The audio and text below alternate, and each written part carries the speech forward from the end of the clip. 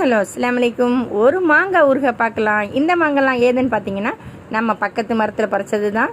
இதை சுத்தமாக கழுவிட்டு நல்ல ஒரு துணி வச்சு தொடச்சி குட்டி குட்டியாக வெட்டி வச்சுக்கலாம்.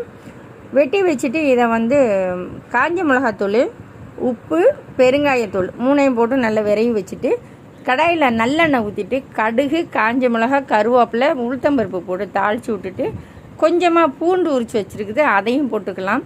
இந்த பூண்டு, காஞ்ச மிளகாய் எல்லாம் கொஞ்சம் வதங்குற வரைக்கும் விட்டுட்டு அதுக்கப்புறம் நம்ம விரைவி வச்சுருக்கிற மாங்காவை கொஞ்சம் கொஞ்சமாக தட்டி அந்த எண்ணெயில் நல்லா பிரட்டி எடுக்கிற மாதிரி தட்டிக்குங்க. கொஞ்சம் கொஞ்சமாக தட்டிட்டு அதுக்கப்புறம் நம்ம வெந்தயம், ஜீரகம், கடுகு இந்த மூணையும் அரைச்சி வச்சுட்டு வறுக்கணும். நல்லா வறுத்துட்டு அரைச்சிக்கணும். அரைச்சிட்டு அதையுமே அது தலையில் கொட்டி அதையே நல்லா கிளறி விட்டு அந்த எண்ணெய், அந்த மசாலா எல்லாத்தையும் ஒன்றா சேர்ந்து நல்லா பொறுமையாக ஒவ்வொரு இதுவாக கலக்கிற மாதிரி கிளறி விட்டிங்கன்னா இந்த மாதிரி வந்துடும். இந்த மாதிரி வந்துட்ட உடனே நீங்கள் பாட்டிலில் சேவ் பண்ணி வச்சுக்கலாம். இது சாப்பாட்டுக்கு, இப்போ பழைய சோறுக்கு எல்லாத்துக்குமே சூப்பராக இருக்கும்.